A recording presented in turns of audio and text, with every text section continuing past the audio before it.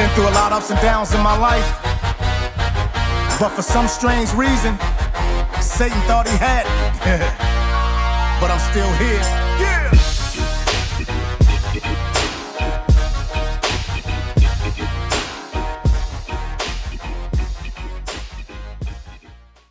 Hey, I want to welcome everybody to another segment of Ambitious. I am here sitting down, hanging out with a legend, a person that have accomplished so many different things, a person that lived an ambitious life. Someone that 1987 won the Heisman Trophy. This legend caught over 14,000 receptions in the NFL. He's a Hall of Famer. I can go on and on and on, but it's my boy Tim Brown. How you doing, man? Good, man. How are you? I'm doing good. I'm doing good. Good to see you. Good to see you, brother. Yes. Sir. First of all, I want to thank you for allowing me to come in your home. No problem. Yes, I really appreciate it. And I brought a gift because when you come to people's houses, everybody know when you come to someone's house, you got to make sure you bring a gift. I wanted to give you something that appreciate that. I hope you like it, man. Yeah, can I dig in? Yeah, you can dig in and take a look at let's it, man. See. It's a lot of paper in here, though, yo. Yeah, I think you'll like it, man. I think you'll like it. That's pretty much what we kind of stand for right there. So. Oh man, this is nice, bro. Thank you. Thank you. Yes. Motivate. That's right. Uplift. Empower. Ambitious. That's right. That's awesome, brother. I appreciate that. Oh man, thank you. I will be wearing that. Appreciate it, man. So while we're talking about ambitious, first thing I want to ask you is, what is ambitious to you? Well, I think for me, it means, going beyond, what is normal. Okay. I mean, I think we all have a chance to live a life, but if you're saying that I want to be ambitious about what I'm trying to accomplish, that means you're trying to go over and above what people consider to be normal. Mm-hmm. And it's not easy, brother. You know what I mean? Yeah. Because you get questioned by, people you don't know and people you know. Mm-hmm. Why can't we be normal? Why can't you just be a normal brother? Yeah. You know what I mean? Why can't you just go do this or do that like everybody else, But much given, much is required, That's right. And I think that, for me, being how I was raised, mom and dad, my mom and dad were married 52 years when he passed away. Mm-hmm. Solid family, 4 sisters, a big brother, pastor who wasn't all about, what can Tim Brown do for him? Yeah. But making sure that, I was right, and as far as what the word said, mm-hmm. I think when you have all those things, man, you look around, and then on top of that, you get a Notre Dame education, you sort of feel as if the world is yours, right? Yes. I played 17 years of football, and that was pretty ambitious. Mm-hmm. Yes. That doesn't happen too often, but I think at the same time, man, I realized that there was a lot of life to live after that, and we've been trying to hit this thing as much as we possibly can.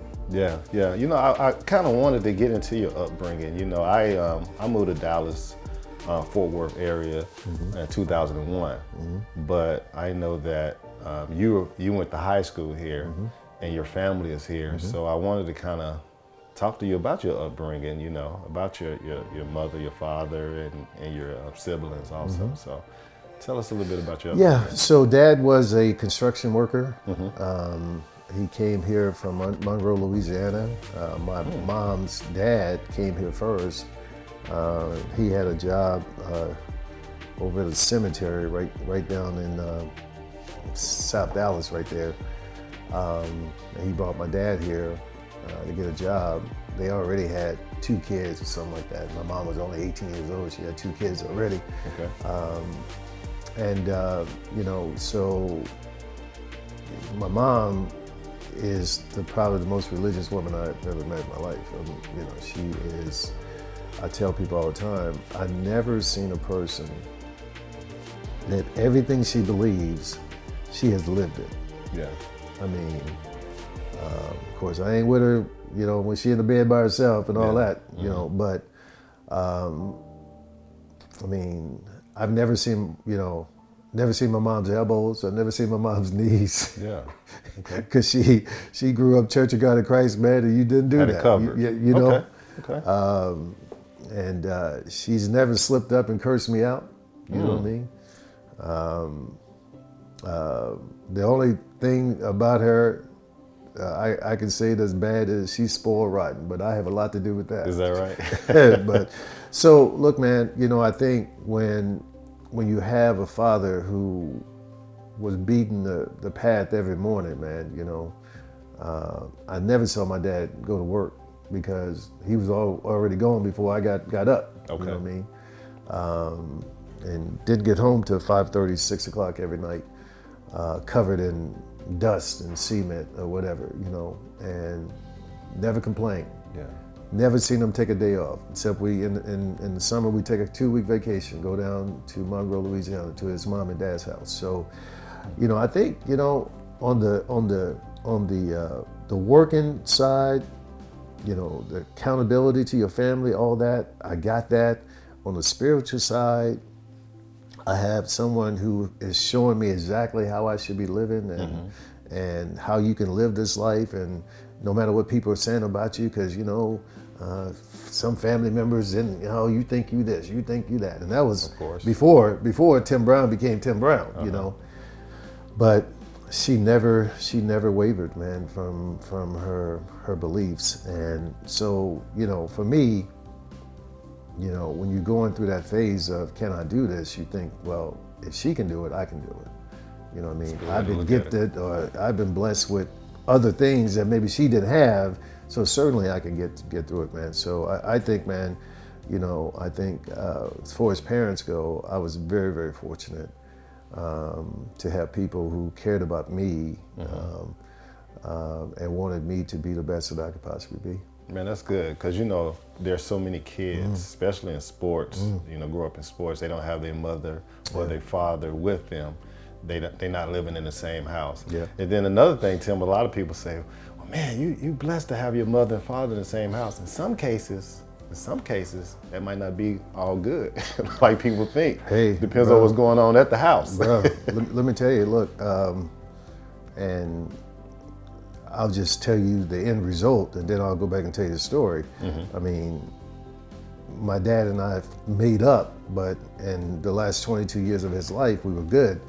But man, when I was 13, look, my daddy worked hard, but he partied hard too. Okay. He owned a nightclub, Chandelight nightclub, right there off of Dolphin Road. Okay. Right across the street from Good Luck. Man, I should tell me some good luck up, boy, back in the day.